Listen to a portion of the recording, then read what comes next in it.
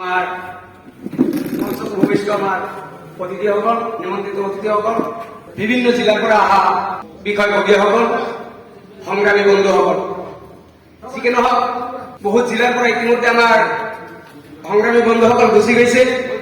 Actually আমাৰ ক'ব লগা বহুত ইচ্ছা আছিল মনৰ ভিতৰৰ পৰা যে আমি কিবা কম, কিন্তু এতিয়া যি জনসাধাৰণ আমাৰ সংগ্ৰামী বন্ধুসকল আছে এইখিনিৰ ভিতৰত আমি কৈ আমাৰ লাভ নাই। আমাৰ মুখ্য বক্তাসকলে ইতিমধ্যে বুঝাই দি গৈছে, পৰামৰ্শ দি গৈছে। আমি সিহঁতৰ সন্মুখত পৰামৰ্শ দিবলৈ একো নহয়। আমি এটাই কথা ক'ব বিচাৰিছো যে আমি যে ইয়াত আহি আছো, শুনি আছো আৰু গৈ আছো, কিন্তু আমাৰ যেনেকৈ ধৰ্মীয় সভাত আমাৰ মৰণাসকলে কয় যে আমি গোটেই ৰাতি বক্তব্য দি গেলো, কিন্তু লাষ্টত এটা কথা কৈ যায় যে তোমালোকে আমল কৰিবা।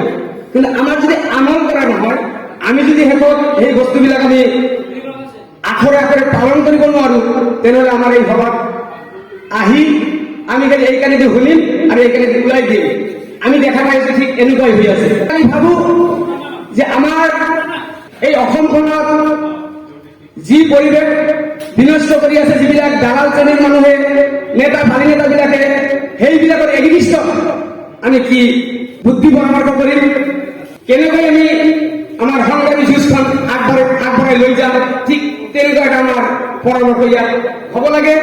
মই ভাবো যে আমাৰ প্ৰত্যেক জিলাৰ পৰা আমি যিবিলাক আমাৰ দালাল শ্ৰেণীৰ বিলাকে, নেতা ভাৰী নেতাবিলাকে সাম্প্ৰদায়িক মন্তব্য দি আমাৰ অসমখনক বিনষ্ট কৰি আছে, পৰিৱেশ বিনষ্ট কৰি সিহঁতৰ এগেইনষ্টত আমি কেছ ৰুজু কৰিব লাগে। কিন্তু এই কথা মই দেখা পাইছো কোনো আমাৰ জিলাৰ পৰা কাৰো মুখৰ পৰা ওলোৱা নাই।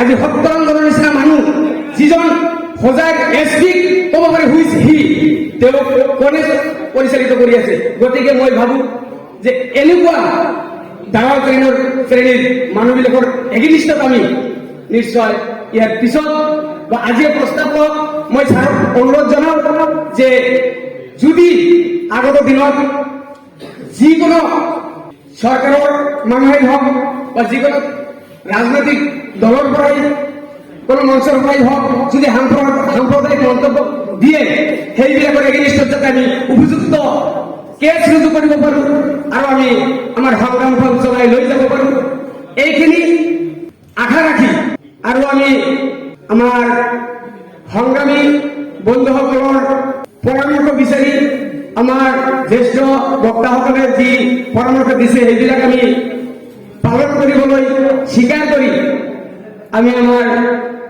খুব ক্ষুদ্ৰ বক্তব্য ইয়াতে সামৰণি মাৰিছো। অসম সংগ্ৰাম পৰিষদ জিন্দাবাদ।